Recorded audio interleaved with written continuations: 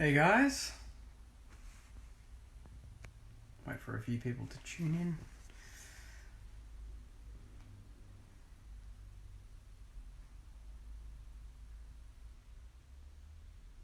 Welcome guys, first pretty official preview of the year. It's good to be back, it's good to be doing this. It's been a long time coming, but it's super exciting to, Darren, I'm back. It's a good feeling. To be fair, I've got indoor soccer in like less than an hour, so I tried to drive home as quickly as I could.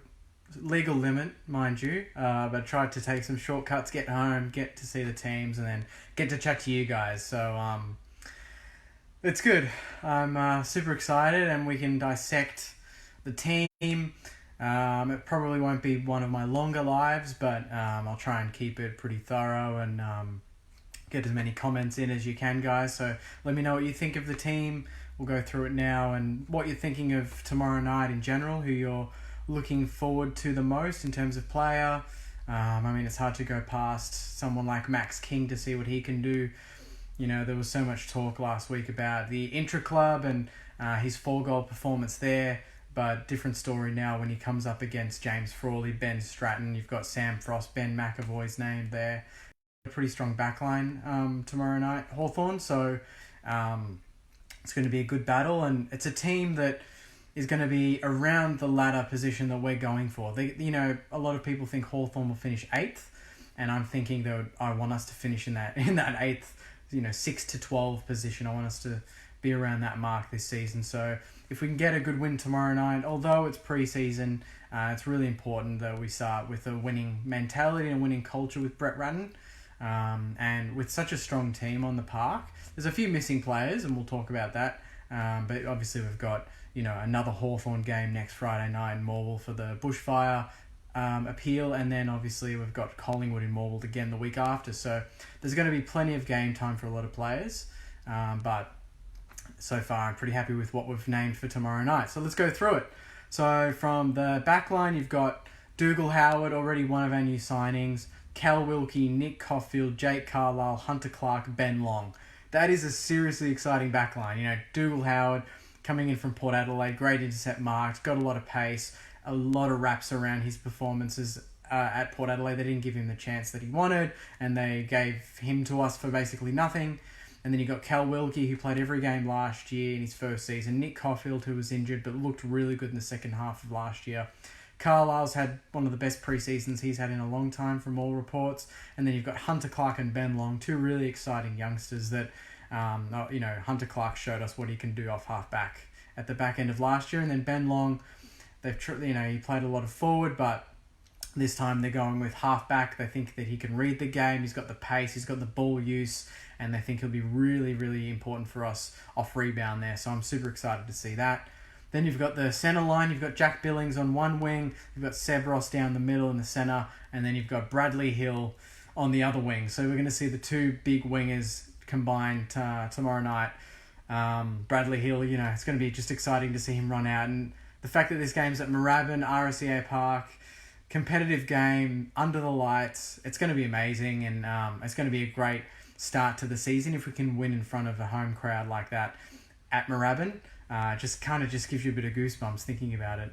But yeah, I'm super excited for it. Even though I can't be there, it pisses me off. I'm so frustrated. But at the same time, a year ago I bought Queen concert tickets, so I've got a decent excuse, guys. But I'm going to try and get someone to do a review after the game anyway, so we can get some feedback. But I'm going to be watching it on my phone. I just won't be at the game, which will be really, really heartbreaking. But I'll be there in spirit, hopefully, to support the boys. You've got off half forward, you've got Jack Sinclair, Paddy Ryder, centre half forward, and then you've got Dan Butler. Then you've got Tim Membry, Jack Loney, Max King, full forward. So a pretty strong forward line. And then in the followers, I like this follower line. You've got Rowan Marshall in the ruck, Jade Gresham in there, and then you've got Jack Steele. And on the bench, you've got John O'Marsh, Ryan Abbott, Shane Savage, Dan McKenzie, Josh Battle, Ben Patton, Luke Dunstan, Dean Kent. So I know a few people have already spotted there's a few omissions, or not omissions, but players that we were expecting or kind of half thinking that we're going to get a game first up. One of them being Dylan Robin, and who's obviously in the leadership group again, and good on him for doing that. I think they're just probably taking it easy this time. They don't want to throw him into the deep end first game of the season, but I have a very strong feeling he's going to play in the next game for Hawthorn and probably get limited minutes for Collingwood and then see how he's feeling leading into round one. So I'm happy with that. And when you look at the back line, you've got a very strong back line. It's hard to fit him in anyway. And maybe he said that he wasn't ready just yet, but we don't know the intricacies of team selection, but it's a very strong team. Would have been good to see Robbo run out, but out of all players that deserve to just time it when they want to come back, Robbo, you've just got to give him the due diligence and just wait and see how he's going. When is the game on? Just jumping in, Luke. I believe it's at 7:10, so 7:10 start, I believe.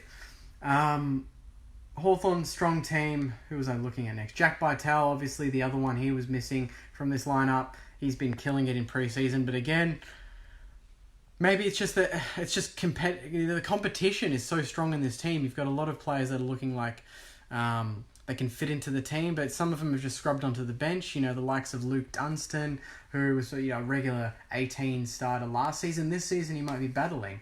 You've got Josh Battle, who they're going to trial in different positions, but we don't know where his exact position is just yet. He's going to have to find a spot because you can't be, master of all and not have that specialty. We need to find that position that he suits. But I think it's good to have someone flexible like that in the lineup most weeks, because if the defense for the other team is strong, you throw him in there and you kind of create an issue. If we're struggling in the back line, you've got him to go there. And if you want to put someone big in the middle, you've got a unit there to do that. So I think overall it's a really good lineup. I'm really glad with what they've done. I'm wondering what you guys think of the lineup. Comment, let me know. There's some comments already coming through, so let's have a read. Hey, you're back. How the hell are you going? Says Stuart. I'm going well. I'll be better in a month's time when it's round one, and hopefully we can start winning some more games, and I'll be even better than I am now. But I'm in a really good mood, really happy about where the club's going in general, and it's just good being a St Kilda supporter at the moment. I mean, it could all be different in 24 hours' time depending on how the result goes, but obviously pre-season, so it doesn't matter. We won all of our games last year in pre-season. Didn't translate to huge success in the actual season, but I think it's just good to see how the team gels. There's a lot of new faces. Zach Jones, not one of them, so he's another one that I think will come into it, especially when you've got Brad Hill and Jade Gresham coming out the following week, because they're obviously playing for Victorian All-Stars, and we're playing in a couple of hours earlier in Morwell against Hawthorn at 4:30. So I'm assuming that we've left a few players out like that because of the players coming out. Let's go through some more comments. Been loving the content says Ben. Thanks so much. Stuart says, I'm super excited about the year. I mean, you'd be hard-pressed to find a Saints fan that isn't really excited. If you're not excited about this season, then you're never going to be excited. You must be one of those guys or girls that just, finds it very difficult to find anything exciting about anything. So this is as big a season for us as I can remember. It's as exciting a start of a season as I can remember because of so much hype, so many new faces, and that's the best part, is you don't know who's going to come out on top and who's going to be the gun, but there's a lot of potential A-grade stars in this lineup now that can take us to the next level. A lot of players that we've had over the years, like Dunstan, that can maybe, with this extra competition in positions, will go to the next level. And that's what this game is tomorrow night. It's about playing for your spot in round one. You've got 2 more games in pre-season to do it, but really, if you perform in these 3 games, every chance you play round one. Matty Parker's another name that's not on that list. Nick Hind, I don't think I called out his name as well. So there's so many positions there up for grabs. And it's good to have competitions in the back line, in the middle, in the forward line. So like I said in my last video, Sandringham is going to be a strong team this year because of the amount of players that are going to be trying to get into this lineup. Let's go through some more comments. Any news on Jack Patel? I'm just assuming he's being managed. He was one of the players that, even though he's trained a lot, he has been injured, so I think they're just trying to ease him into it. Obviously, Hanbury's not one to play. So you've got Cooper, who's just commented saying add Hannahs, Jones, Robert and Geary into that team. Our captain for 2020, Jaron Geary, obviously not playing as well. Daniel says both games only 10 minutes up the road to get a couple of games this year. Mine to get a couple of games this year. Add Webster amongst those names. Again, Jimmy Webster in that back line is a huge in, and he can't seem to get into this team just yet.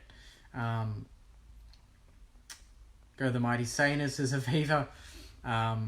7:10 start. Don't be late. Let's get behind all the boys. Get behind the cheer squad if you can. Aisle 29, I think they'll be there singing a lot of the new chants. So get behind. I know that you guys probably saw the video they posted or we posted last night. The Saints footy one, and it seems to be going really well. So get behind them. It's a big year for all the supporters. We want to have a voice, and this is what this channel's for. So if you want to say something, comment it and I'll read it out and we'll have a chat. So that's the whole plan for this season. Does no one mind that after tens of millions in upgrades, we can only hold 8,000 at the stadium? It'll be interesting to see what the crowd is tomorrow. And I know it was 8,000 for the AFLW, but I think they might be adding stands in. I'm not sure if it's the same structure. But there's going to be, get there early because they will shut the gates. If there's 8,000 strong there, you won't be able to get in. Even with a membership, even with any sort of ticket, they will shut the gates. They did that at the AFLW. I'm 100% certain they're going to do it again tomorrow night. So if you want a good spot, you got to get there at least 40 minutes to an hour before. Otherwise, you're not going to be able to get a good spot and you probably won't even get into the ground. So just keep that in mind, guys. I'm going to cut it there. I'm just going to leave it there. Nice and short and sweet. But I'm pumped for this. There will be a review video, hopefully, so stay tuned for that. But, obviously this season, it's a big season for the club and for just St Kilda in general and St Kilda fans. We haven't had this sort of optimism in a long time, so I'm super pumped for it, and I hope you guys are too. So fingers crossed the boys come out on top tomorrow night against the Hawks, a team that we've kind of had a decent run against. I mean, we beat them last year. We've had some good wins against them in recent times, but hopefully we can kick off 2020 with a win, especially with the new faces in the team. And Brett Rutten, his first kind of official, coach game as coach. So really excited to see what happens there. Anyway, guys, thanks so much for watching. Please, if you don't already follow on Instagram, go to Instagram at Saints TV Official. We just got over 10,000 followers there, so thanks to all of you who follow. If you know a Saints fan who doesn't follow any of these channels and they're passionate, they love talking about the Saints, they need to be on this channel, don't they? I mean, this channel's all about the really die-hard fans as well as, the fans that just want to know more about the club. So if you know someone, tag them in this video, tag them on Instagram, go to YouTube, Saints TV on there, Spotify, this will be on there as a podcast as well. So get them involved and let's keep this growing and get it massive for bloody 2020 because it's going to be a big year for the club. I'll leave it there, guys. Thanks again so much for watching. Sorry that it's kind of a short video, just in a bit of a rush, but I wanted to show my face and do a live and get the conversations going. Fingers crossed the boys get the job done, and I'll see you soon. Go you Sainers.